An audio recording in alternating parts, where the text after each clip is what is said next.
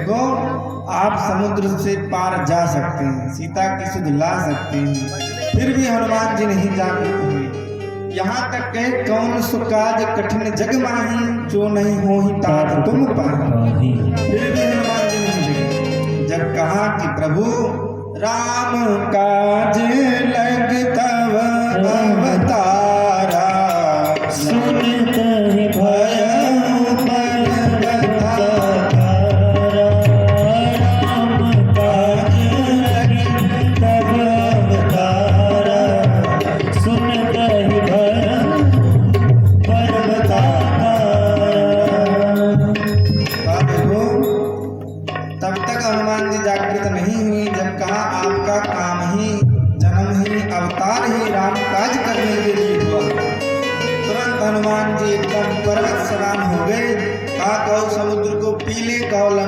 सहित रावण को उठा लाए, वहीं मार डाले।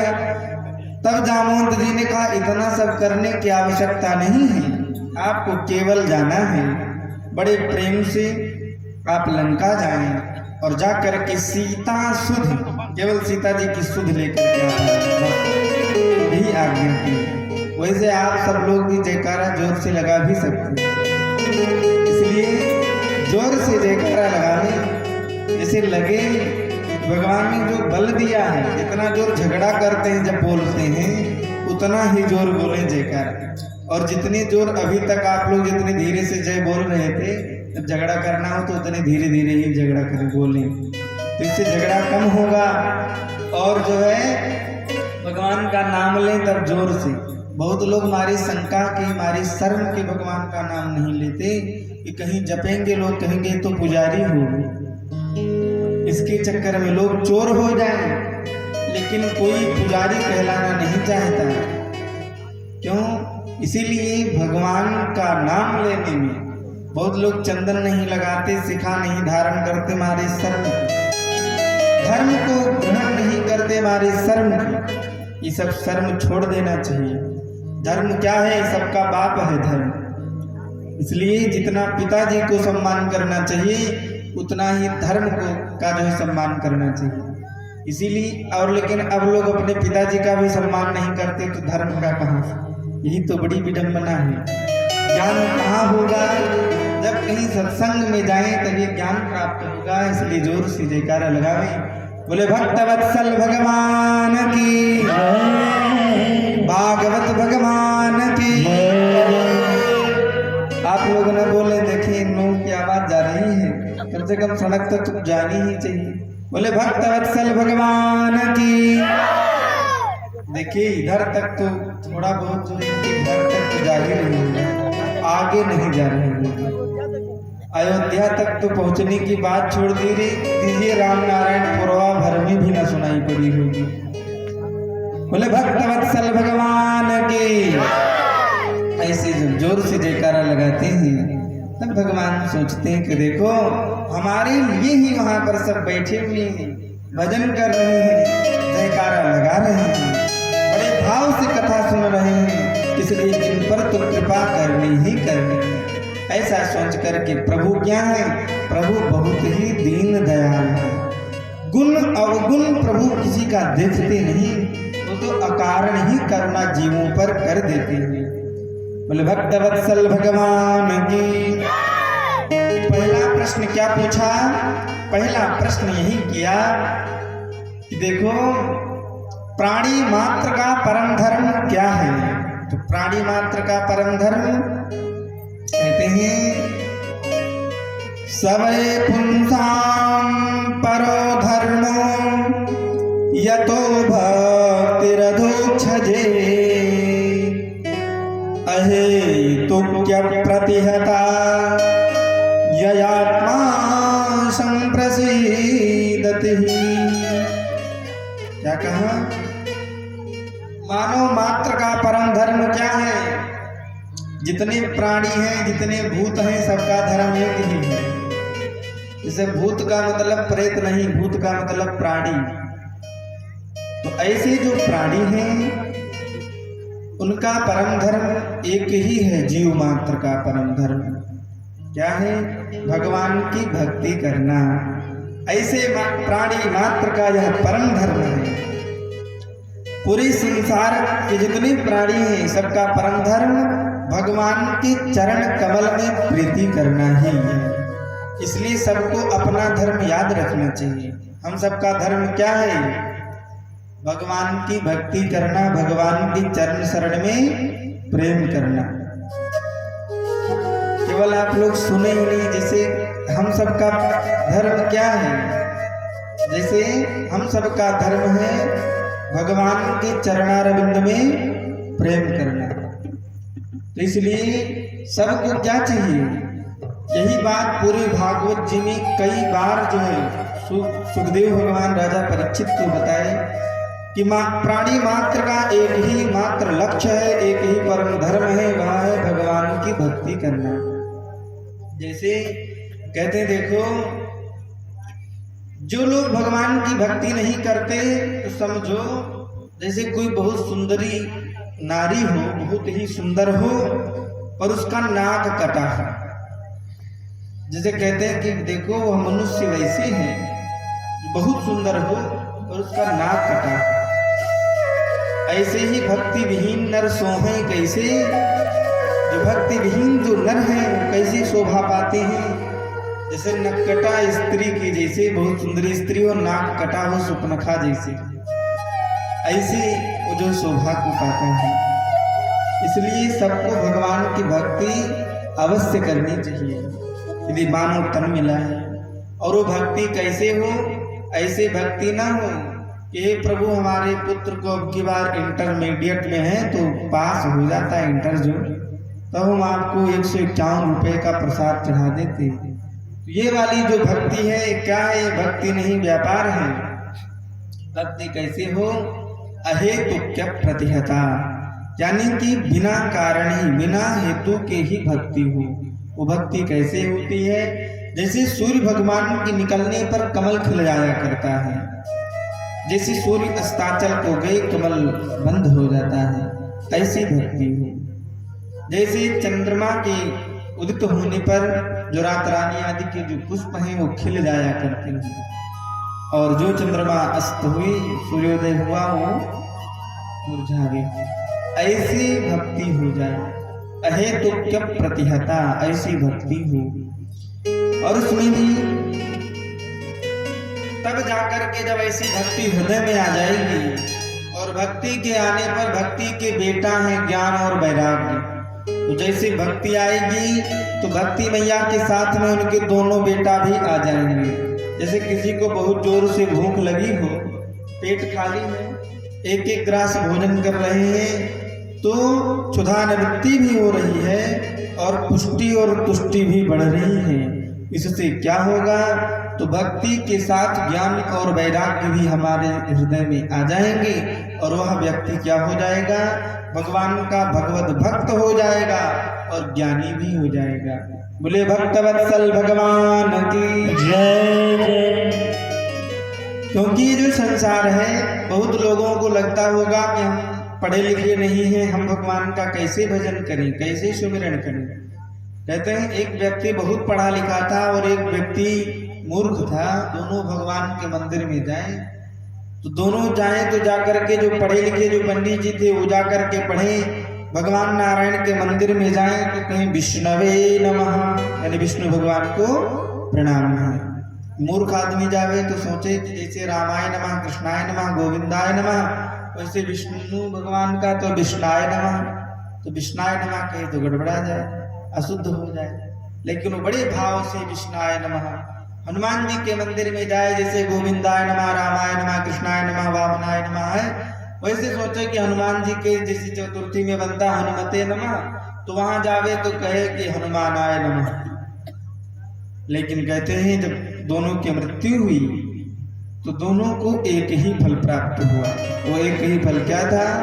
भगवान ने दोनों को मुक्ति प्रदान की। कहते हैं मूर्खो वदति विष्णाय, धीरो वदति विष्णवे, उभयोर फलरेकं स्यात्। उभयोर यानी दोनों को एक ही फल प्राप्त हुआ, भगवत धाम प्राप्त हुआ। इसलिए जिन्हें कुछ भी ज्ञान नहीं है, तो कलिकाल है। कलयुग में क्या है? कलयुग केवल नाम आधार है। नाम तो भगवान का चाहे कोई पढ़ा लिखा हो वह भी ले सकता है, अनपढ़ हो वह भी ले सकता है, कैसे भी हो भगवान का नाम ले ही सकता है। क्योंकि भगवान का नाम कोई भाव में से ले, अभाव से ले, प्रभाव से ले, कैसे भी ले, उसका तरना ही तरना है उसे। जैसे कहते हैं भाय भाय अनक आलस हूँ,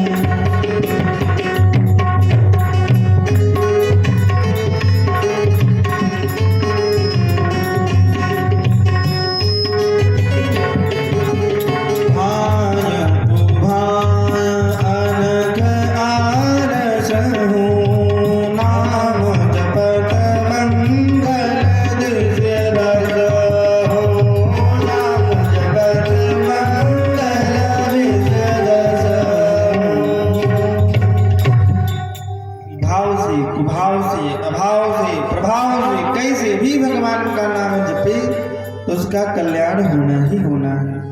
बोले भक्त वत्सल भगवान की जय। ऐसे ही भगवान के नाम का जरूर उच्चारण करना चाहिए। और उसके बाद जैसे भगवान प्रभु जी जैसा राखी जिसे, उसी प्रकार से जो रहना चाहिए। जैसे राम जी रखे वैसे रहना चाहिए। और जो प्रभु की इच्छा हो वैसे ही जो है अपना समय व्यतीत करना चाहिए। क्योंकि गर्भ में ही भगवान ने पांचों चीज सब लिख दिया है, इसलिए ज्यादा फेर बदल के चक्कर में न पड़े, और जैसे राम जी रखे वैसे रहना चाहिए। सीताराम सीताराम कहना चाहिए, सीताराम सीताराम कहना चाहिए, सीताराम सीताराम कहना चाहिए, सीताराम सीताराम कहना चाहिए। और जैसे रखे राम वैसे रहना चाहिए, जैसे रखे राम वैसे रहना चाहिए, सीताराम सीताराम कहना चाहिए, सीताराम सीताराम कहना चाहिए, जैसे रखे राम वैसे रहना चाहिए, जैसे रखे राम रहना चाहिए।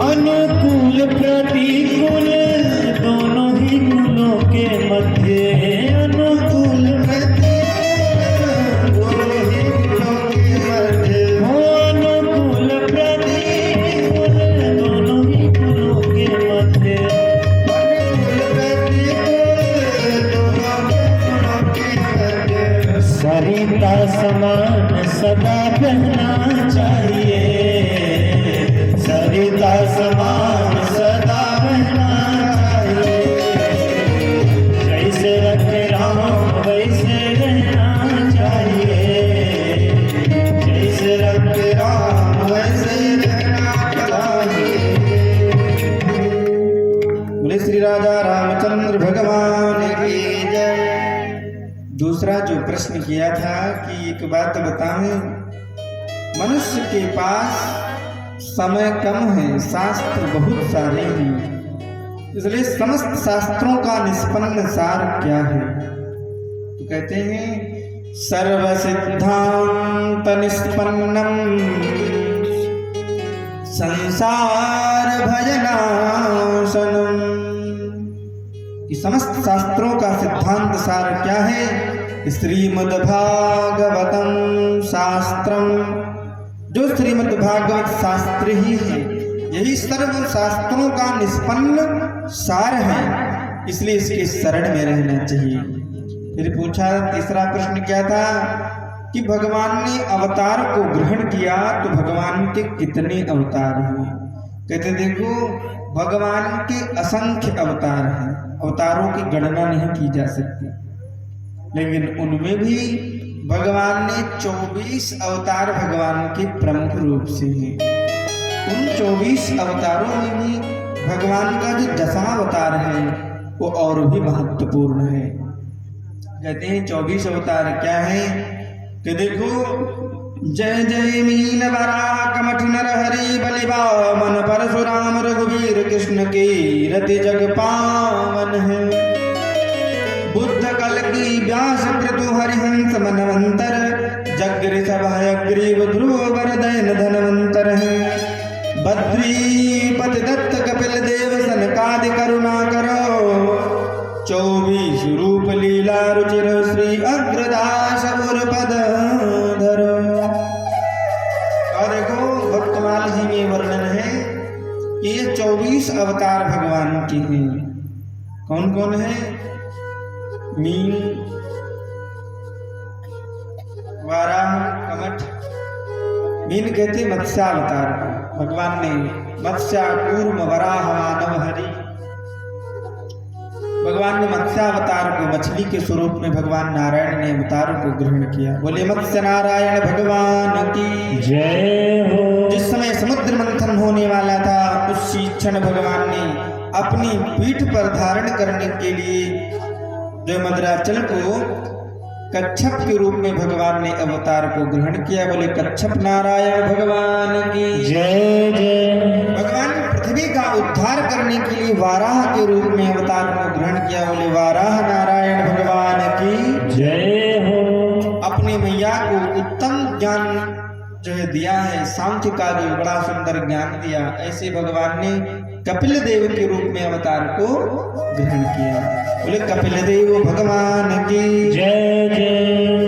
कहते भगवान नरहरि, नरहरि का मतलब नरसिंह से, ऐसे नरसिंह भगवान हिरण्य कश्यपों का वध करने के लिए अवतरित हुए। तो ऐसे प्रभु कौन है कि वो नरसिंह भगवान है। प्रहलाद पर भगवान ने कृपा की। बोले नरसिंह भगवान की जय हो। और उसके बाद कहते देखो परशुराम जिस समय है वंशीय कुछ क्षत्रिय जो है उदंड हो गए, उस समय उनको दंड देने के लिए भगवान स्वयं परशुराम के रूप में अवतार को ग्रहण किए और 21 बार इस पूरी पृथ्वी से जो क्षत्रियों का जो है समूल नष्ट कर दिया। ऐसे भगवान परशुराम जी अवतरित हुए। और उसके बाद कहते हैं ऐसे ही भगवान रघु के कुल में सूर्य वंश में अवतार जो है राजा रामचंद्र के रूप में लिया है। बोले श्री राजा रामचंद्र भगवान जय जय। और मगध देश में भगवान बुद्ध के रूप में, जो मगध देश है जो बिहार में पड़ता है, जो ये गौतम बुद्ध है जिन लोग भगवान सब लोग मानते हैं, ये अपने भगवान नहीं है, जो मगध देश में जो प्रकट होंगे। ऐसे जो बुद्धावतार भगवान का कलयुग में होगा 10,000 वर्ष बीतने पर, ऐसे भगवान बुद्ध का उधर जो है अवतार होगा। बोले बुद्ध नारायण भगवान की जय हो। और उसके बाद कहते हैं कलयुग के अंत में जब 800 वर्ष बचेंगे तब भगवान का एक अवतार कल्कि के रूप में होगा। बोले कल्कि नारायण भगवान की जय जय। और इस प्रकार से कहते हैं देखो ऋषभ देव के रूप में भी भगवान ने अवतार को ग्रहण किया, दत्त नारायण के रूप में भगवान दत्तात्रेय के रूप में अवतार लिए, और कहते हैं नर नारायण के रूप में भी भगवान ने अवतार को ग्रहण किया। ये 24 प्रकार के अवतारों, जो 24 अवतार भगवान के हुए, ये पूरी भागवत जी में 24 अवतारों की कथा है। बोले भक्तवत्सल भगवान की जय हो। और उसके बाद कहते हैं एतेजां सकलायुक्तः एतेजां सकलः पुंसां कृष्णस्तु भगवान स्वयं। देखो सब लोग तो कला बता रहे हैं, लेकिन भगवान कृष्ण साक्षात जो पूर्णावतार है। राम जी और कृष्णचंद्र जी। ऐसे भगवान जो है भगवान का 24 अवतार हुआ। और कहते हैं जब प्रभु प्राप्त होते हैं तब क्या होता है, जिनके हृदय में भगवान आ गए तो उनकी सारे हृदय की जितनी ग्रंथियां हैं संशय रूपी सब खुल जाती हैं। कहते हैं कि विद्यते हृदय ग्रंथि छिद्यन्ते सर्व संशयाः क्षीयन्ते चास्य कर्माणि दृष्ट एवात्मनीश्वरे। उस परम तत्व को जानते ही हृदय की सारी ग्रंथियां खुल जाती हैं, भगवान की कृपा प्राप्त हो जाती है। इसीलिए सबको भगवान का भजन कीर्तन अवश्य करना चाहिए, नाम अवश्य जपना चाहिए। कथा आदि को सुनने से जो हृदयगत जो शत्रु हैं उन शत्रुओं का शमन होगा, काम क्रोध लोभ मोह आदि का। और तब भगवान की कृपा से भक्ति मैया हृदय में जाएंगी। और हृदय में जो भक्ति मैया गई तो भगवान की प्राण प्रिया है भक्ति मैया, तो भगवान दौड़ते दौड़ते उसके हृदय में चले जाएंगे भाव से। और यदि भगवान एक बार प्रवेश कर गए हृदय में तो फिर भगवान जल्दी निकलते नहीं हैं, क्योंकि भगवान का नाम ही कृष्ण है।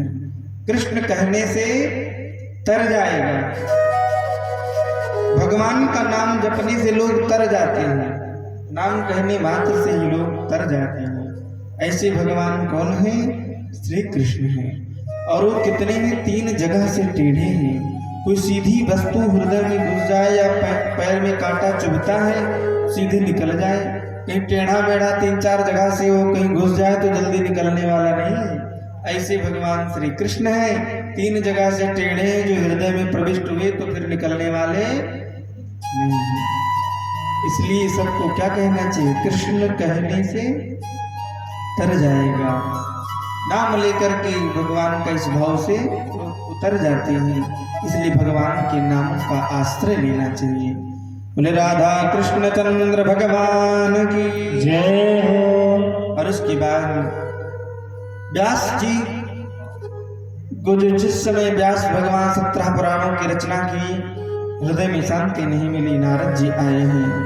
और नारद जी आकर के चतुश्लोकी भागवत जी का जो है व्यास भगवान को सुनाया है, चतुश्लोकी भागवत। इन्हीं चतुश्लोकी भागवत से ही व्यास भगवान ने उन 4 श्लोकों को 18,000 श्लोकों में परिणित किया। ऐसे व्यास भगवान जो है सुंदर भागवत जी की रचना किया। और कहते हैं जब ये रचना हो गई तो सब सर्वप्रथम उन्होंने सोचा कि कोई अच्छा हो जो परमहंस हो उसे इस कथा का पान कराएं। तो परमहंस कौन थे? सुखदेव भगवान परमहंस हैं, जो जन्म लेते ही परिव्रजंत हो गए, जिन्हें माया छू न सकी ऐसे परिव्रजंत को देने के लिए। लेकिन वो तो जाकर के किसका जप कर रहे थे? निराकार निर्गुण का जो है भगवान की तपस्या करने के लिए कंदराओं में छिपे थे। पर आज व्यास भगवान अपने कुछ शिष्यों को कुछ श्लोक याद करा के भेजते हैं कि जाओ जंगलों में और पढ़ते रहना। सब पढ़ते हैं। क्या पढ़ते हैं? कहते देखो वरापीडम नटवर वपुः कर्णयो कर्णिकारम् बिभ्रद्वासः कनककपिशं वैजयन्तीं च मालाम् रन्ध्रां वेणुर्रधरसुधया पूरयन् गोपवृन्दैः वृन्दारण्यं स्वबधिरमणं प्राविशात् गीतकीर्तिः। तो प्रभु कैसे हैं? कहा देखो वो प्रभु ऐसे हैं कि मोर मुकुट को धारण किए हुए हैं और बढ़िया से वैजयंती की माला पहने हुए, श्यामल सलोनी सूरत है वह प्रभु की पीतांबरधारी। गोपों के मध्य से भगवान सबके बीच में होकर के ऐसे वृंदावन में मंद मंद मुरली बजाते हुए प्रवेश कर रहे हैं। जो देखा सुना कि इतना सुंदर है, स्वरूप इतना अच्छा है। सुखदेव भगवान सोचते हैं कोई खूब सुंदर हो तो क्या उसका मन पता नहीं उतना सुंदर हो कि ना हो, स्वरूप ही सुंदर हो, स्वभाव पता नहीं कैसा हो, खड़ूस स्वभाव निकल जाएगा। तब तक दूसरा श्लोक पढ़े हैं सब पढ़ते हैं। अहो वकीयं स्तनकालकूटं जिघांसया पादयदाप्यसाध्वी।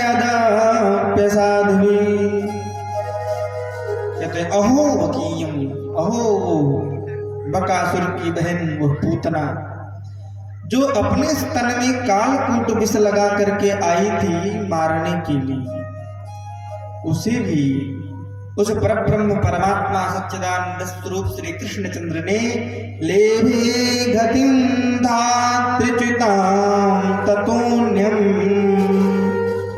कं वः दयालुं शरणं व्रजेमः। कहते जरा विचार करें, जो मारने के लिए आई हो उसे भी जो उत्तम गति अपनी माँ की गति को जो प्राप्त करा दिए हों, ऐसे जो परम दयालु भगवान श्री कृष्ण जी हैं, ऐसा कौन अभागा होगा जो उनके चरण शरण में न जाना चाहिए। जो इतना सुखदेव भगवान ने सुना दौड़ पड़े और आकर के कहा भैया और सुना उसके बारे में। और तो सुनना हो तो हमारे गुरु जी के पास चलना पड़ेगा।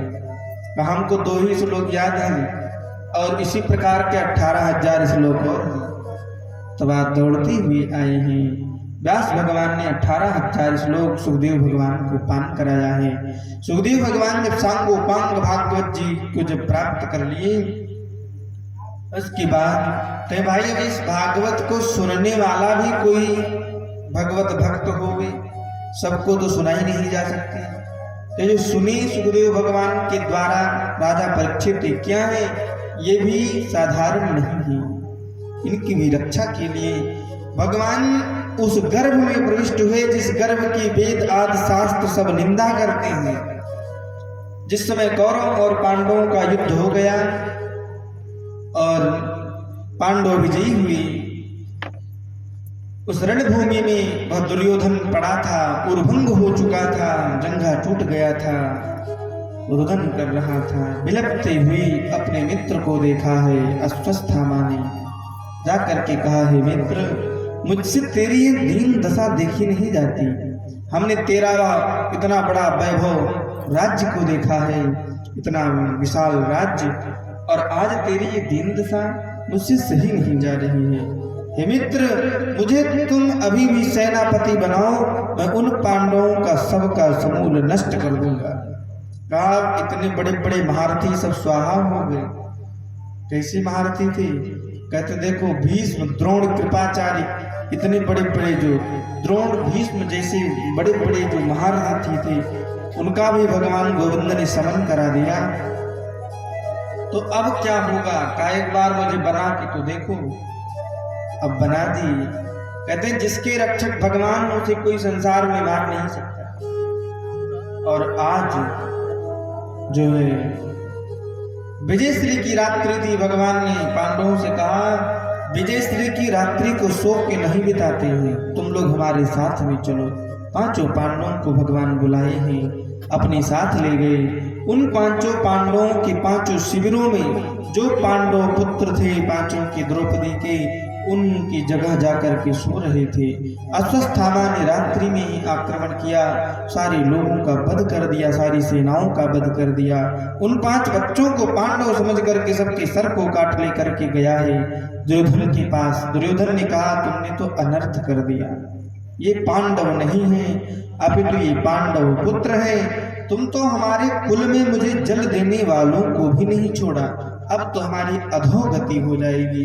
ऐसा रुदन करता हुआ वह दुर्योधन अपने देह का परित्याग करता है।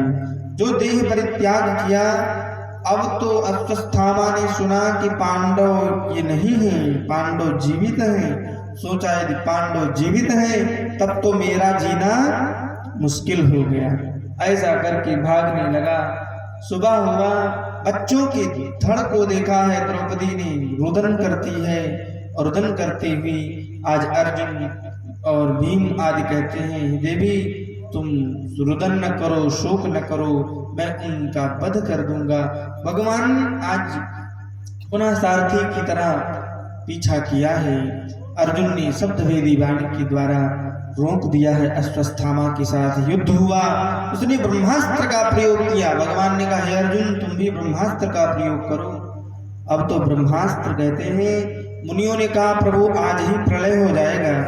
भगवान ने कहा कि अश्वत्थामा अपना ब्रह्मास्त्र रोक ले। कहा, हम तो चलाना जानते हैं, हमारे पिताजी ने हमें वापस करना बताया ही नहीं। भगवान कहते हैं, हे अर्जुन, देख तेरे गुरु का पुत्र है, ऐसा कर कि तू ही इसे भी रोक दे। तब मंत्र पढ़ करके अपने ब्रह्मास्त्र को वापस बुलाए हैं, और जो वापस किए भगवान के साथ आज उसे जो बांध करके अर्जुन बांधे हैं अपने गुरुपुत्र अश्वत्थामा को रथ में बांध करके बद्री नारायण के पास से दौड़ाते हुए हस्तिनापुर आए हैं। कहते जो वहां हस्तिनापुर आए, हस्तिनापुर आते जो दूर से देखा है द्रौपदी ने, द्रौपदी कहती हैं कि मुच्यता मुच्यता में स ब्राह्मणो नितरां गुरु। कहती छोड़ दो, क्यों? क्योंकि ब्राह्मण है, इसे इस प्रकार से पशुवत मत लेकर के आओ, ये गुरु है, ये छोड़ दो। गुरु का पुत्र भी गुरु के समान होता है, छोड़ दे। कहते देखो अब हम इसे छोड़ेंगे नहीं। आज कहती हैं द्रौपदी जी, जैसे आज मैं रो रही हूँ वैसे ही इसके न रहने पर गुरु माता का क्या होगा? मेरे तो पति जीवित हैं, गुरु माता का एकमात्र यही सहारा है, गुरु जी नहीं रहे, इसलिए इसे छोड़ दो। और उसी क्षण कहा कि क्या करें, छोड़ दें कि मार दें? तो उसी क्षण सबने सोचा चलो भगवान से पूछ लेते हैं। भगवान से पूछा है कि हे गोविंद क्या करें? भगवान ने कहा, ब्रह्म बंधुर्न हन्तव्यो। कहा ये ब्रह्म बंधु है, ब्राह्मण है, इसलिए मारा नहीं जा सकता। लेकिन आतताई वधार्हणः, का परे आतताई है, ये बध के योग्य से छोड़ा भी नहीं जा सकता। भीम आदि ने कहा, प्रभु तो बात जहाँ की तहाँ रह गई, न मारा जा सकता न छोड़ा जा सकता है, तो करें क्या? कहा यहाँ धर्मराज युधिष्ठिर जी हैं, उनसे राय। युधिष्ठिर जी कहते हैं, ब्राह्मणों का स्त्रियों का दैहिक वध नहीं किया जा सकता, गौ का दैहिक वध नहीं हो सकता। इसका वध क्या है? जो ब्राह्मणों का अपमान है वही उनके मृत्यु के समान है। तो आज अश्वत्थामा के माथे में मणि थी, उस मणि को निकाल लिया, धक्का मार के जो बाहर किया, अपने अपमान के जल इतना जो है जलन हुआ उसे अपमान का। उसने कहा अब मैं पांडवों के यहाँ जल देने वाला भी नहीं छोड़ूंगा। तो जो अभिमन्यु की पत्नी उत्तरा के गर्भ में पल रहे परीक्षित जी के ऊपर उसने ब्रह्मास्त्र का प्रयोग किया है, और उस ब्रह्मास्त्र को जो मोड़ दिया, आज भगवान जाना चाहते हैं हस्तिनापुर से, अपने द्वारिका जाना चाहते हैं। और भगवान एक रथ को अपने हाथ से, एक हाथ से पकड़े हैं, एक हाथ से अभय मुद्रा में से किए हैं, और कुंती और पांचों पांडव भगवान से स्तुति कर रहे हैं। उसी क्षण एक स्त्री दौड़ती आई, दौड़ करके भगवान श्री कृष्ण के चरण कमल को पकड़ ली और कहते हैं कि पाहि पाहि महायोगिन देवदेव जगतपते, नान्यं तद्भयं पश्ये यत्र मृत्यु परस्परम। कहती पाहि पाहि महायोगिन, हे महायोगिन, मैं आपके चरणारविंद में हूँ, मेरे गर्भ की आप रक्षा करें। द्रौपदी जो है उत्तरायणी के लिए प्रभु मेरी रक्षा करें। यदि गर्भवती स्त्री के गर्भ की रक्षा तो तभी होगी जब उस स्त्री की रक्षा हो सके। और उसी क्षण देखते ही देखते भगवान दिव्य रूप को ग्रहण करके और उस उत्तरा मैया के गर्भ में भगवान प्रविष्ट हुए। कहते देखो उत्तरा धन्य हो गई। जो सुख भगवान ने मैया कौशल्या को और मैया यशोदा और देवकी को नहीं दिया, वो सुख भगवान ने मैया उत्तरा को प्रदान किया। जीव और ब्रह्म एक साथ यदि किसी के गर्भ में रहे हैं वो उत्तरा मैया हैं। ऐसे उत्तरा के पावन गर्भ में भगवान प्रविष्ट हुए और प्रविष्ट होकर के तब तक तो परीक्षित का काम तमाम हो चुका था। भगवान ने अपने दिव्य ज्योति से, देह की दिव्य ज्योति से परीक्षित को जीवित किया। ब्रह्मास्त्र को शांत करने के लिए भगवान ने गदा बड़ी जोर से घुमाया। परीक्षित देख करके प्रसन्न हुए। समय आया है परीक्षित का जब जन्म हुआ, चारों तरफ देखे इसलिए उनका नाम पड़ गया परीक्षित। और रोवे चुप न होवे। भीम अपनी गोदी में लिए, अर्जुन लिए, युधिष्ठिर जी लिए, लेकिन जब भगवान की गोदी में गए तभी चुप हुए कि यही हमारे गर्भ में गई थी, मेरी रक्षा की थी। ऐसे कौन है कि ऐसे भगवान के भक्त परीक्षित जी हैं। इन्हीं कथा सुनाए हैं। कथा इन्हीं क्यों सुनाए? एक समय ये दिग्विजय करने के लिए जब निकले, दिग्विजय करते समय इन्हें कलयुग से इनकी भेंट हो गई। कलयुग को जब मारने के लिए धनुष पर बाण चढ़ाया तो कलयुग दीनवत् शरणम गतः, दीनहीनों की भांति चला गया और कहने लगा हमें क्षमा कर दे। कहा देखो गऊ को सता रहे हो, हम तुम्हें क्षमा नहीं कर सकते। कहा प्रभु मेरा भी समय आने वाला है। 4 स्थान दिया उसे, खराब स्थान। कहा जहाँ मदिरापान होता हो, जुआ खेला जाता हो, जहाँ वैश्यागमन हो रहा हो, ऐसी जगहों पर जाकर के तुम जो है वास करो जहाँ मिथ्या भाषण हो रहा हो। फिर उसके बाद उसने कहा प्रभु हमारे में एक बहुत सुंदर गुण है। कहा गुण क्या है? कयत फलम नास्ति तपसा ना योगेन समाधिना तत्फलम लभते सम्यक कलौ केशव कीर्तनात्। कहा केवल हमारे कलयुग में कोई एक बार भगवान का नाम लेगा उसे भी, उसका भी कल्याण हो जाएगा। तो कहा कोई सुंदर स्थान मांग लो, जो चाहोगे एक स्थान दे देंगे। कहा स्वर्ण में वास दे दें प्रभु। कहा तथास्तु, स्वर्ण में भी रहो। स्वर्ण का मुकुट धारण किए थे, प्रत्यक्ष रूप में तो चला गया और अप्रत्यक्ष रूप से उसी में बैठ गया और राजा की बुद्धि भ्रष्ट हुई और समीक महामुनि के आश्रम में गए। जाकर के मरे हुए सर्प को उनके गले में डाल दिया और जो श्रृंगी ऋषि को जब पता चला कि हमारे पिता के गले में किसी ने सर्प डाल दिया है तो रोते हुए और कौशिकी नदी में जल लिया। जल लेकर के संकल्प किया जिसने मेरे पिता के ऊपर सर्प रखा हो उसके सर्प काटने से, तक्षक के काटने से उसकी 7वें दिन मृत्यु हो जाए। श्राप मिल गया। कहते हैं जो अपने घर पर आए हैं, मुकुट को उतारा, राजा परीक्षित को अपनी गलती का आभास हुआ, मन में क्षमा मांगने लगे। उसी क्षण समीक महामुनि एक महात्मा को भेजे कि जाओ जा करके बता देना कि वो तुम 7 दिन में मर जाएंगे, कुछ उपाय कर ले। बोले भक्तवत्सल भगवान की जय। और आज उपाय क्या?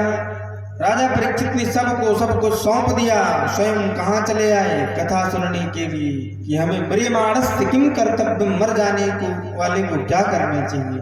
सभी से यही पूछे। बड़े बड़े ऋषि महात्मा ब्राह्मण सब आए हैं गंगा जी के पावन तट पर और वही आज आकर के सबसे एक ही प्रश्न पूछ रहे हैं कि म्रियमाणस्य किम कर्तव्य, मर जाने वाले को क्या करना चाहिए। सुखदेव भगवान आए हैं, सुखदेव भगवान को प्रणाम किया है। बोले सुखदेव भगवान की जय हो। ऐसा देखो जिसे मर जाना है उसे भगवान की कथा सुननी चाहिए। मर जाने वालों को क्या करना चाहिए? क्योंकि केवल राजा परीक्षित को ही नहीं मरना है, जितने लोगों का जन्म हुआ है सबको मर जाना है और सबको 7 दिन के अंदर ही चले जाना है। भगवान ने किसी के लिए 8वां दिन नहीं बनाए हैं। इसलिए सब म्रियमाणस्य किम कर्तव्य, मर जाने वालों को क्या करना चाहिए। बोले भक्तवत्सल भगवान की जय हो।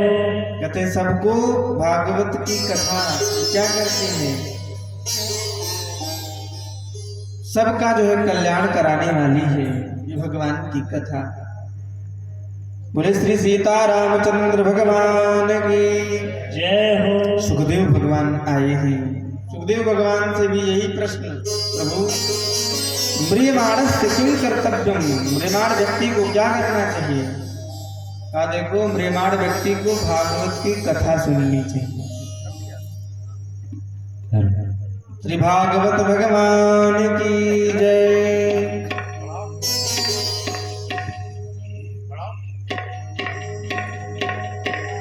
कथा भागवत की है कल्याणकारी,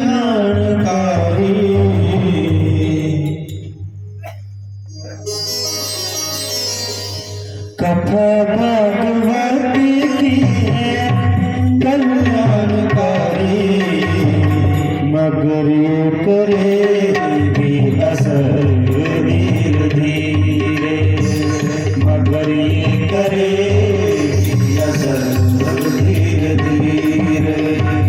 कथा भागवत की है कल्याणकारी, कथा भागवत की है कल्याणकारी, मगर ये करेगी असर धीरे धीरे, मगर ये करेगी असर धीरे धीरे।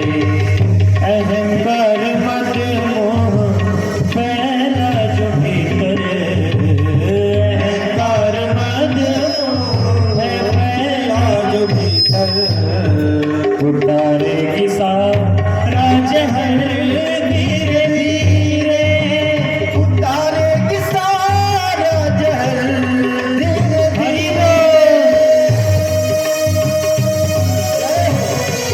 आप सभी को बड़ी भाव से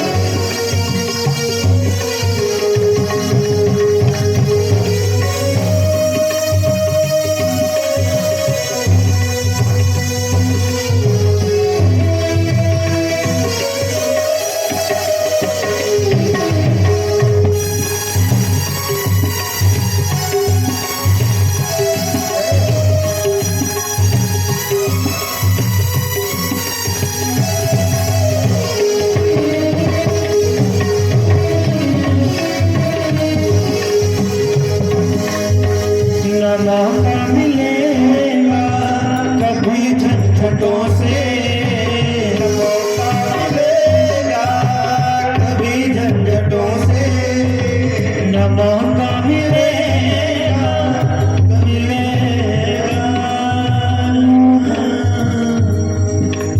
न मौका मिलेगा मिलेगा,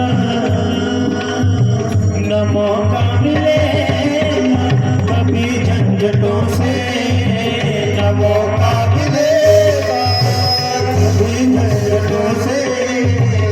जैसे भी हो कुछ समय तो निकालो, जैसे भी हो कुछ समय तो निकालो।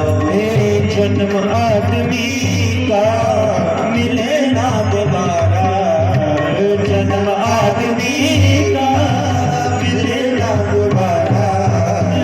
चली जा रही है उम्र धीरे धीरे, चली जा रही है उम्र धीरे धीरे। कथा भागवत की है कल्याणकारी, कथा भागवत की है कल्याणकारी, मगर ये करेगी असर धीरे धीरे, मगर ये करेगी असर धीरे धीरे।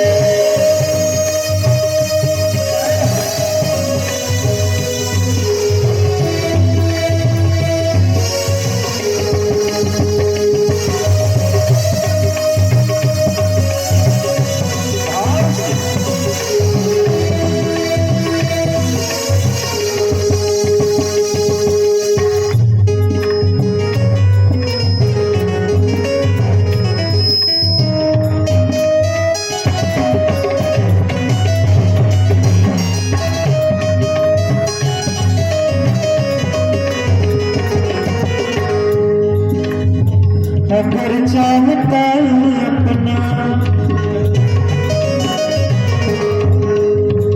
अगर चाहता तू अपना कल्याण प्राणी, अगर चाहता तू अपना कल्याण प्राणी, अगर चाहता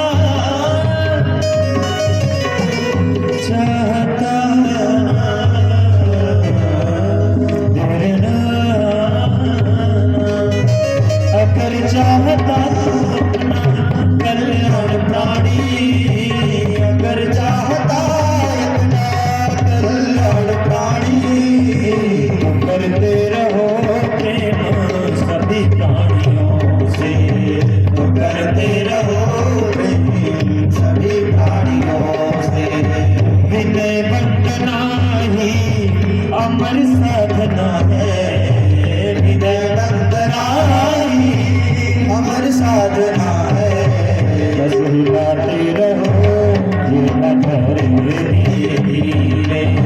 हिलाते रहो ये धीरे धीरे चली जा रही है धीरे धीरे कथा भागवत की है कल्याणकारी कथा भागवत की है कल्याणकारी मगर ये करेगी असर धीरे धीरे मगर ये करेगी असर धीरे धीरे असर धीरे धीरे असर धीरे धीरे श्री भागवत भगवान की जय। देखिए इतने लोग बैठे हैं, थोड़ा जोर से जयकारा लगा कि भक्त वत्सल भगवान की जय।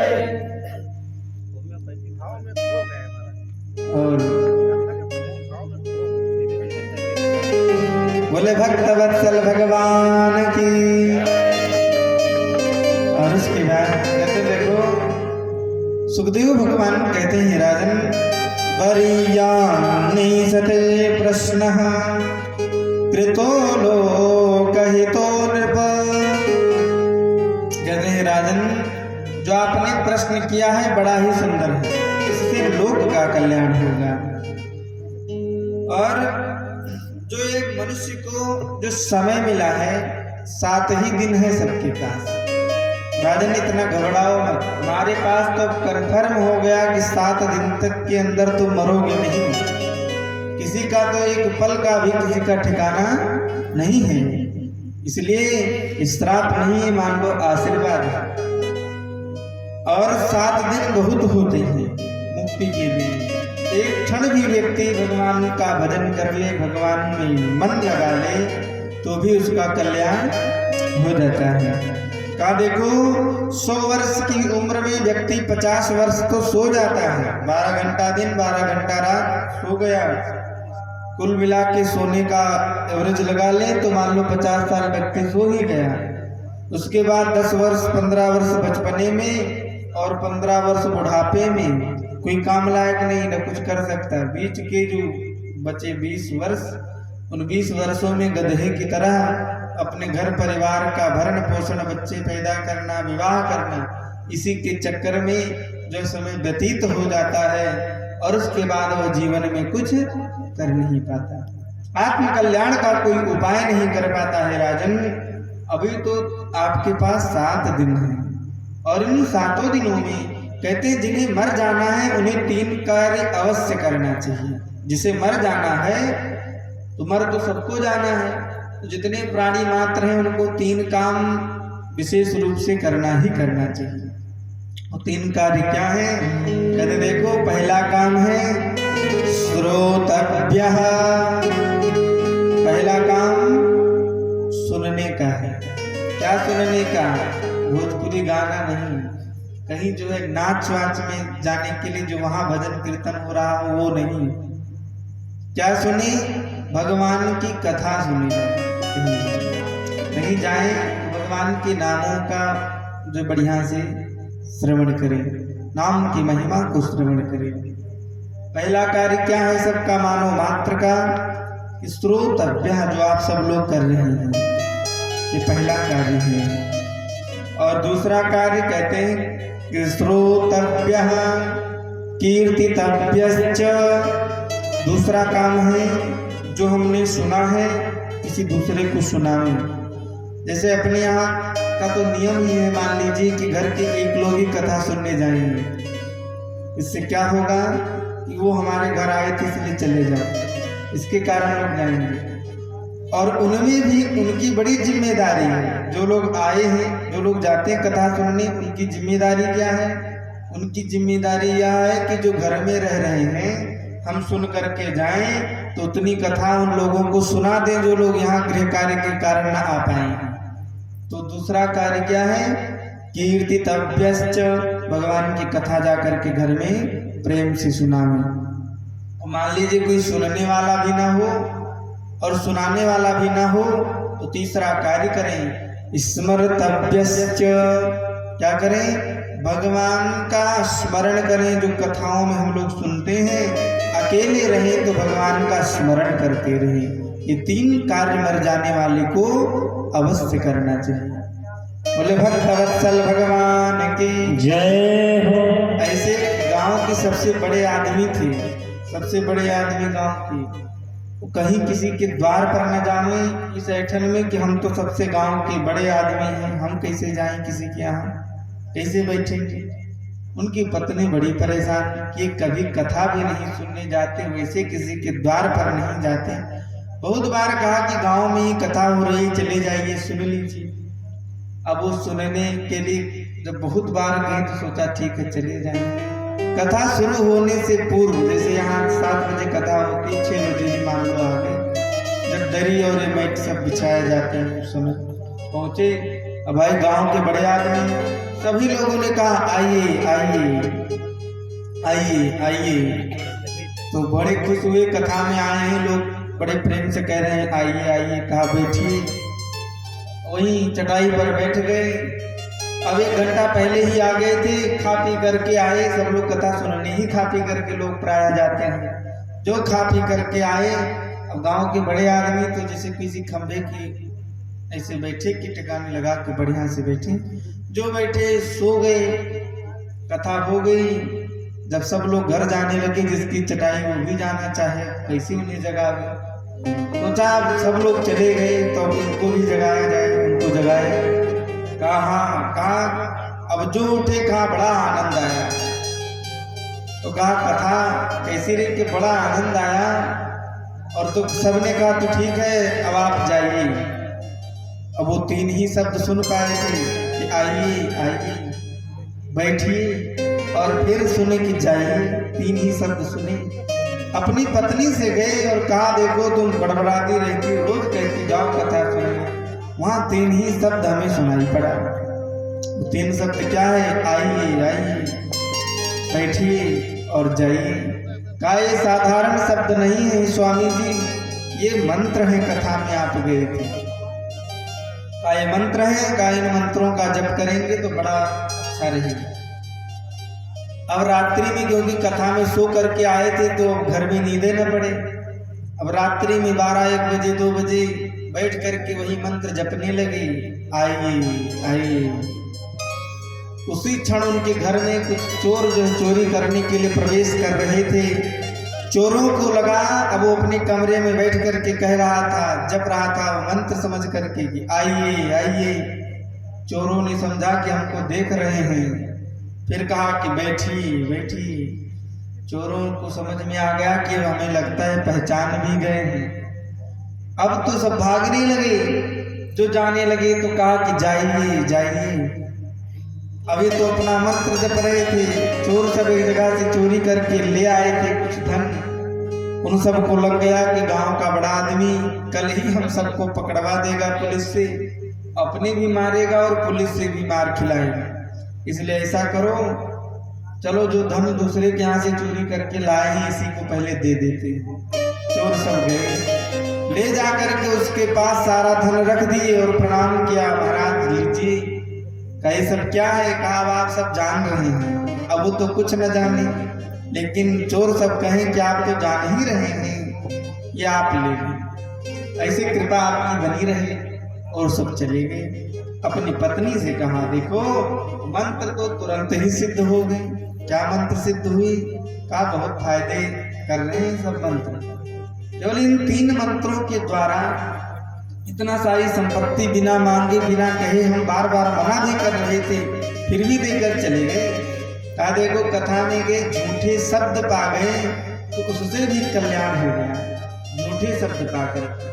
तब उसकी पत्नी ने कहा कि वो कोई मंत्र नहीं है, आप जा करके सो गए, इसलिए झूठे शब्द आपको मिले। उनसे भी जी संसार के जो चोर हैं वो मारे डर के आपके शरणागत हो गए।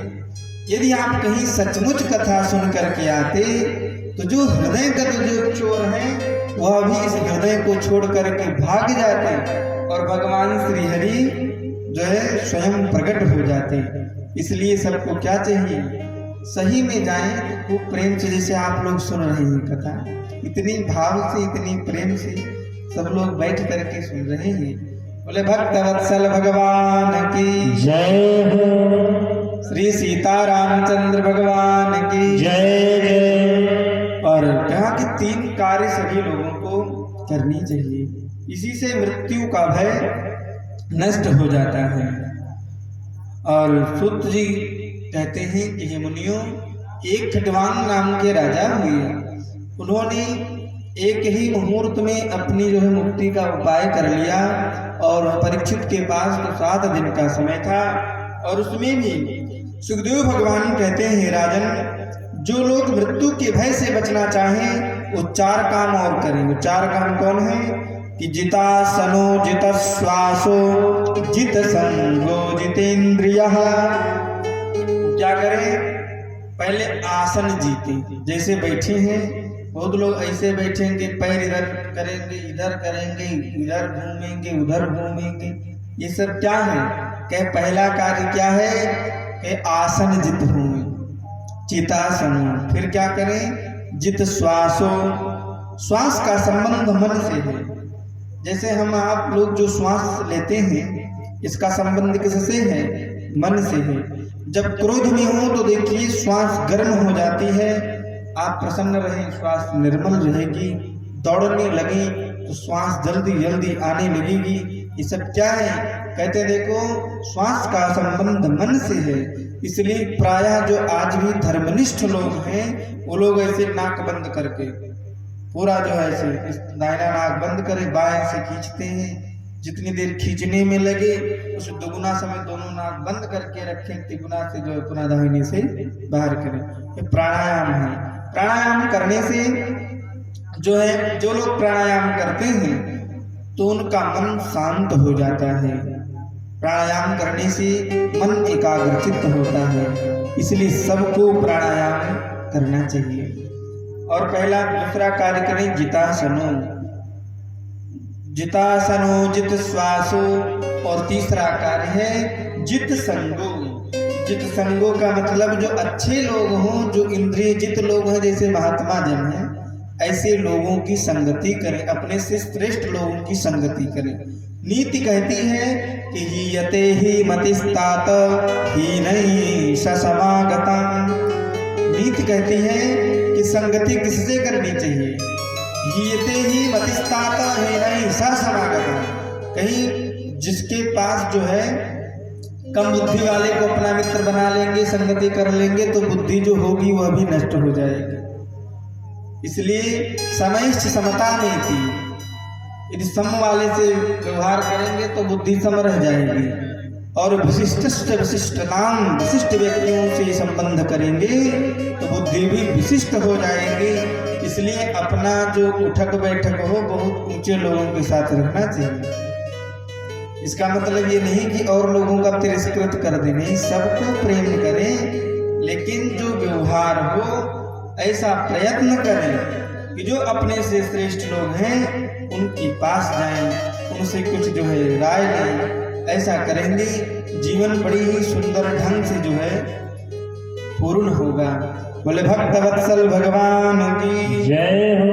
और जब जित संग लोगों का संगति करेंगे तब उसके बाद अपनी इंद्रियों को जीतने का प्रयास करें। इंद्रिय जित होंगे। जब इतना 4 चीज हो जाएगा तब स्थूले भगवतो रूपे मनः संधारयेद्धियः। और तब जो है मन भगवान में लग जाएगा। और यदि भगवान में मन लग गया तो फिर संसार से मन की मनाशक्ति छूट जाएगी। बोले कृष्णचंद्र भगवान की जय हो। और उसके बाद आज जो है सुखदेव भगवान से राजा परीक्षित अनशन व्रत पर बैठे हुए मां गंगा के पावन तट पर बैठे ही प्रश्न करते हैं कि हे गुरुदेव, ये बतावें ये जो पृथ्वी है, इस पृथ्वी पर किस प्रकार से जो सृष्टि का वर्णन क्या है, कैसे भगवान ने सृष्टि किया है, आप हमें इसके बारे में बतलावें। तो उस समय कहते हैं सुखदेव भगवान कि हे राजन, इस सृष्टि में सर्वप्रथम भगवान नारायण के नाभि कमल से प्रकट हुए ब्रह्मा जी। और ब्रह्मा जी जब प्रकट हुए, ब्रह्मा जी ने अपने से ही, तब वो केवल जल ही जल था, कुछ था नहीं संसार में। तो उस समय ब्रह्मा जी को भगवान ने वेद का ज्ञान दिया। और वेद क्या है? वेद साक्षात भगवान है। वेद को किसी ने लिखा नहीं है, न कोई, भगवान ही वेद है। ऐसे भगवान साक्षात जगत नारायण ने ब्रह्मा जी को वेद का ज्ञान दिया। और उसके बाद ब्रह्मा जी से कहा सृष्टि करो। ब्रह्मा जी विचार कर ही रहे थे कि उनकी दोनों भौहें के मध्य से रुद्र का प्रादुर्भाव हुआ। रुद्र यानी भगवान शंकर जी। ऐसे रुद्र का रुद्र जब प्रकट हुए, कहा कि देखो सृष्टि करो। रुद्र ने जो है भूत बेताल डाकनी साकनी सब बनाने लगे, रोक दिया। बस करे महाराज, इतना ही संसार भर के लोगों को परेशान करने के लिए काफी है। फिर जो है अपने से ही ब्रह्मा जी ने 10 पुत्रों को, मानसिक पुत्रों को प्रकट किया। और उस समय कहते हैं सबसे कहा सृष्टि करो। उन्हीं मानसिक सृष्टि में सर्वप्रथम सनक सनंदन सनत कुमार आदि ये भी भगवान के ही अवतार हैं। ये चारों भैया प्रकट हुए, कहा सृष्टि करो। लोगों ने कहा हम सृष्टि नहीं करेंगे। तत्पश्चात पुनः जो है नारद आदि हुए हैं, नारद जी भी सृष्टि नहीं की। और जो 9 पुत्र थे उन लोगों ने सृष्टि करने का विचार बनाया, लेकिन जमीन ही न रहे। तब जो है मनु महाराज को ब्रह्मा जी ने अपने दाहिने भाग से प्रकट किया, वाम भाग से सुखरूपा जी को प्रकट किया। और पृथ्वी को रसातल में हिरण्याक्ष नाम का दैत्य ले गया था। विचार कर ही रहे थे कैसे पृथ्वी को लाएं। तब तक ब्रह्मा जी को जोर से छींक आई, और उस छींक के कारण एक बड़ा ही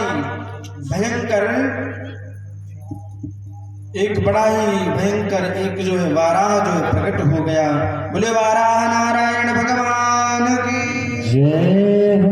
और जो वाराह नारायण भगवान प्रकट होकर के सीधे देखते बड़े ही विशाल हो गए, समुद्र में प्रविष्ट हो गए।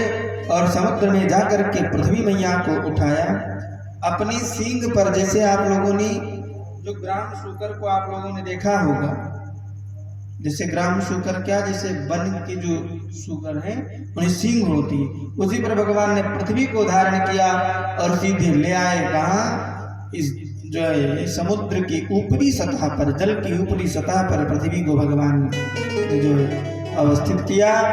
और पीछे से वो चिल्लाता हुआ, भगवान को गालियां देता हुआ वह दैत्य आ रहा था। कह रहा था अरे बनेले रुक जाओ, युद्ध कर लो, तुम में थोड़ा भी साहस हो। भगवान ने कहा ठीक है। भगवान कहते हैं जब पृथ्वी मैया को स्थापित किया तब कहते तुम जो बोल रहे थे सब सत्य है।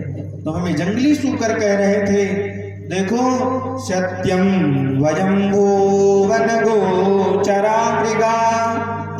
भगवान कहते हैं तुमने सत्य कहा कि मैं वन गोचर हूँ, लेकिन तुम जैसे ग्राम सिंहों का मैं नित्य जो है शिकार किया करता हूँ। ऐसा कह करके भगवान से बड़ा भयंकर युद्ध हुआ। भगवान ने हिरण्याक्ष का वध कर दिया। और जो एक ही थप्पड़ भगवान ने हिरण्याक्ष को मारा तो करेण कर्ण मूले हन यथा राष्ट्रम मरुत्पति ही, वह मरुत्पति भूमि पर गिर पड़ा, दोनों आंखें बाहर निकल गईं। अब जितने देवता जितने मुनि हैं सब प्रार्थना करें भगवान से, अहो प्रभु यम योगिनो योग समाधि ना रहो। ऐसी प्रार्थना करते हैं कि भगवान समझे कि हमारी प्रार्थना कर रहे हैं कि हिरण्याक्ष की कर रहे हैं। अहो हे प्रभु आप इसे कौन सा पद देने वाले हैं? देखिए जमीन पर पड़ा है, पर देख आप ही को रहा है। जो योगियों को पद दुर्लभ है वह पद हमें लगता है आप इसे देने वाले हैं। तो उस समय भगवान ने सोचा हमारी स्तुति कर रहे हैं कि हिरण्याक्ष की। तब भगवान ने दूसरी लात का प्रहार किया।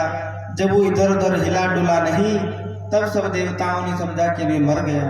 तब सब बड़े भाव से प्रार्थना करते हैं, प्रभु आपने इसका वध करके हम सब पर बड़ी अनुग्रह किया है, हम सबका कल्याण किया है। बोले भक्त वत्सल भगवान की जय जय। और उसके बाद में आज मनु महाराज की 3 पुत्रियां हुई कि मनोस्तु सतरूपाया त्रिस्त्रः कन्याश्च जज्ञिरे आकूतिर्देवहूतिश्च प्रसूतिरिति विस्तृताः। मनु महाराज की 3 पुत्रियां हुई, आकूति, देवहूति और प्रसूति। कहते आकूति का जो तीनों बेटियों में जो मझली बेटी है जिनका नाम देवहूति जी है, इनका विवाह करदम जी के साथ में जो है मनु महाराज ने किया। करदम जी का विवाह हुआ। करदम जी को भगवान ने आशीर्वाद दिया था कि हम तुम्हारे यहाँ पुत्र के रूप में मैं अवतार लूंगा। और उन्होंने कहा था हमें एक संतति होगी तो हम घर द्वार छोड़ के चले जाएंगे तपस्या करने। विवाह हो गया। पहले महात्मा लोग क्या करते थे, अच्छा काम हो तो भगवान को धन्यवाद करते थे। अब जब सुख आता है तो सुख में कोई भगवान को भजता नहीं, इसीलिए बार बार दुख आता है। दुख क्या है? कहते जिस पर भगवान कृपा करते हैं उसी पर मानो दुख भगवान उसे देते हैं। दुख देने का मतलब है कि भगवान उस जीव को अपने सन्निकट बुलाना चाहते हैं। दुख भगवान का अनुग्रह है। यह अनुग्रह क्या है? क्योंकि दुख में सब कोई भजे और सुख में भजे न कोई। यदि कोई सुख में भजे तो दुख काहे का हो। इसलिए सबको क्या करना चाहिए? सुख में भी भजना चाहिए। अब जो करदम जी का विवाह हुआ, सोचा भगवान को धन्यवाद कर दें, क्योंकि विवाह भी बड़े भाग्य से होता है, भाग्यशाली लोगों का ही विवाह होता है। जो विवाह हुआ तो भगवान को धन्यवाद करने के लिए जो ध्यान किए तो समाधि लग गई। कहते 60 वर्ष तक समाधि लगाए रहे। अब तो जो पत्नी थी और जो पत्नी थी वह क्या तो वृद्ध हो गई। अब जब समाधि टूटी, भूल गए कि हमारा विवाह भी हुआ था। पूछा, हे देवी तुम कौन हो? तो मनु महाराज के पुत्री देवहूति जी ने कहा कि देखो हे प्रभु, आप हमारे स्वामी हैं, मैं मनु महाराज की पुत्री हूँ। और कहा तो तुम इतने दिनों तक ऐसी बैठी रह गई? का पत्नी का कर्तव्य ही यही है। और फिर तो क्या था? का क्या चाहती हो? का जो सब अपने पति से चाहती हैं कि पुत्रादि संतति आदि प्राप्त हो। कहा तो ठीक है, ऐसा करो कि जाओ इस सरोवर में स्नान करो। जो सरोवर में स्नान करने गई, महात्मा करदम जी ने अपने हाथ में जल लिया, संकल्प करके जल नीचे से जमीन पर डाला। 1000 देव कन्याएं प्रकट हो गई। मल मल करके दिव्य औषधियों से स्नान कराया, जिससे वह नवयुवती हो गई, बाहर आई है। पुनः संकल्प लिया तो एक कामद नाम का विमान प्रकट हुआ। उसमें भोग की सारी सामग्री जो उपलब्ध थी, उन्हीं में भगवान करदम महात्मा जी देवहूति जी के साथ में प्रविष्ट हुए। कहते वो मन की अनुकूल वह विमान चलने वाला था और उस विमान पर बैठ करके कहते हैं 10,000 वर्षों तक सुखोपभोग किया। उनमें से उन्हें 9 कन्याएं प्रकट हुई। करदम जी जाने लगे, हमने कहा था कि एक संतान होगी, हम जंगल चले जाएंगे। 9 देवियां आ गई, अब हम जाएंगे। जाने लगे। देवहूति ने जाने उनके चरण को पकड़ लिया, स्वामी आपने कहा था एक पुत्र होगा, इन कन्याओं का हम क्या करेंगे? तभी उन्हें याद आया कि भगवान ने कहा था कि हम तुम्हारे घर आएंगे। अब की बार साक्षात भगवान ही गर्भ में आए हैं। और भगवान ही जो गर्भ में आए, समय आने पर कालांतर में आज जो है कपिल के रूप में भगवान अवतार लेते हैं। बोले कपिल भगवान की जय हो। और कपिल भगवान का अवतार हुआ। जो कपिल भगवान का अवतार हुआ तो जात कर्म संस्कार होता है। तो ब्रह्मा जी को करदम जी ने बुलाया कि आप ही जात कर्म करावें। ब्रह्मा जी अपने 9 पुत्र के साथ में आए। इनके 9 बेटियां थी। तो करदम जी ने कहा, महाराज हमारी 9 बेटियां, आपके 9 पुत्र, आप भी कहाँ अपने बच्चों का विवाह ढूंढेंगे, हम भी अपनी पुत्रियों का कहाँ विवाह ढूंढेंगे। इसी मंडप में इसी समय 9 का हम विवाह कर देते हैं। 9 कन्याओं का विवाह कर दिए। कहते देखो, अत्रि का विवाह अनुसुईया जी के साथ में कर दिया। कला देवी का विवाह मरीचि के साथ में कर दिया। अरुंधति का विवाह वशिष्ठ जी के साथ में किया, ख्याति का विवाह भृगु जी के साथ, शांति का विवाह कहते अथर्वण से किया, क्रिया का विवाह क्रतु से, भृगु का विवाह पुलस्त से। इस प्रकार से 9 कन्याओं का अपने विवाह कर दिया। अब की बार जब जाने लगे तो देवहूति जी ने पुनः उन्हें रोका नहीं और अब करदम जी चले गए हैं जंगल को। एक दिन जब बड़े हो गए कपिल भगवान तो उस समय देवहूति जी कहती है, पुत्र मैं जानती हूँ कि तू भगवान है और यदि तू भगवान है तो अपने ज्ञान रूपी कुठार से मेरे अज्ञान रूपी जो हृदय में जो वृक्ष लगा है उसे तू जड़ से समाप्त कर दे। और तब कहा कि हे मैया आपको संतों की संगति करनी चाहिए। संतों की संगति क्या है? कहते देखो संत कौन है, संतों की परिभाषा को बताया है। संत वही व्यक्ति है, कहते हैं कि संत कोई पैंट शर्ट पहने हुआ व्यक्ति भी संत हो सकता है, किसी भी वेश में रहने वाला भी व्यक्ति संत हो सकता है। वो संत कैसे हों का देखो, तितिक्षवः कारुणिकः सुहृदा सर्वदेहिनां अजात शत्रवः शांता साधवा साधुभूषणाः। का देखो संतों के लक्षण होते हैं। संत कौन है? का जो तितिक्षवः, जो बहुत ही सहनशील हो। कोई फूल माला पहना दे तो भी राम राम, कोई कुछ कह भी दे तो भी कोई बात नहीं, सीताराम करते रह जाए, समझो ऐसा गुण जिसके अंदर हो। कारुणिका, जिनके अंदर तमाम हृदय में करुणा भरी हो, ऐसी हो। सुहृदा सर्वदेहिनाम, सब में अपना ही व्यक्ति सब में देखें कि सभी लोग अपने ही हैं। अजात शत्रवः, जब सब में अपना ही देखेंगे तब जो है किसी से विरोध नहीं होगा, जिसके कोई शत्रु न हो। शांता, जो परम शांत हो। साधवा साधुभूषणा, इस साधुओं के आभूषण है। इस संतों के यही लक्षण है। संत वही है जिसके अंदर ये गुण हो। ये भैया तुम उनके चरण के शरण को ग्रहण करो, उसी से कल्याण हो जाएगा। बोले भक्त वत्सल भगवान की जय, कपिल भगवान की जय। और इस प्रकार से बड़ा ही सुंदर 25 तत्वों का भगवान ने ज्ञानोपदेश किया है। सांख्यिकी में 25 तत्वों का वर्णन है। ऐसे सुंदर 25 तत्वों का वर्णन बड़े ही भाव से जो है बतलाया है। बोले भक्त वत्सल भगवान की जय हो। और कहते हैं जो मनु महाराज की बड़ी पुत्री थी जिनका नाम था आकृति, उनका विवाह रुचि प्रजापति के साथ हुआ। इनके यहाँ साक्षात यज्ञ नारायण भगवान प्रकट हुए। बोले यज्ञ नारायण भगवान की जय हो। और इनका विवाह दक्षिणा नाम की कन्या से हुआ। तभी से कोई भी पूजा पाठ हो, कोई भी यज्ञ हो तो बिना दक्षिणा के पूर्ण नहीं होती। बोले यज्ञ नारायण भगवान की जय। और उसके बाद कहें कि देखो इन्हीं के यहाँ देवती मैया के जो पुत्री थी जिनका नाम था जो है अनुसुईया का विवाह अत्रि महामुनि के साथ हुआ। इन्हें भी कोई संतान नहीं थी।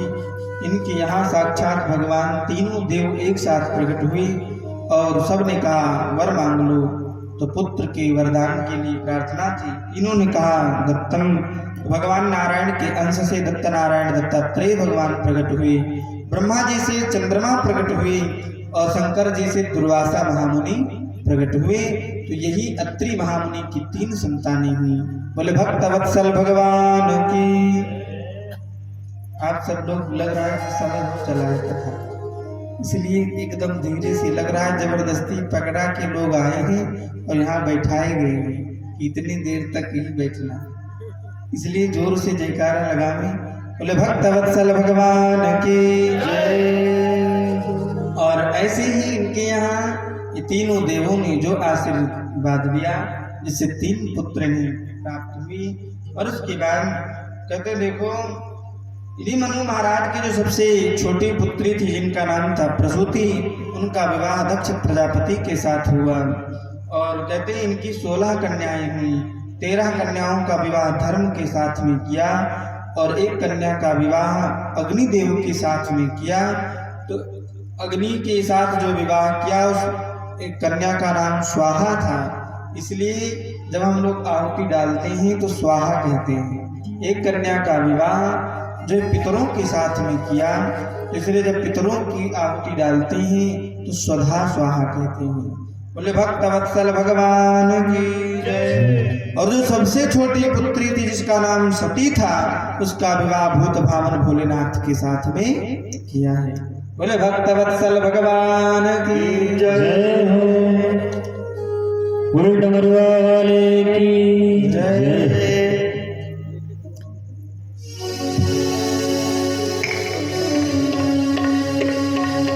बोले भोले शंकर भगवान की जय। बोले भूत बावन भोलेनाथ की जय।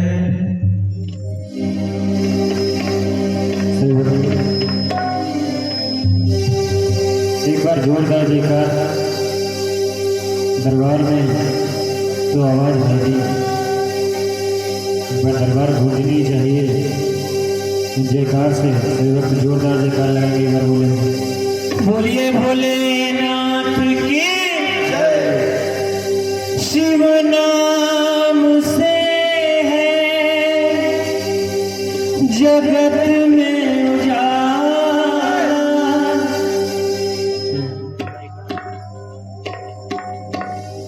हरि भक्तों के है मन में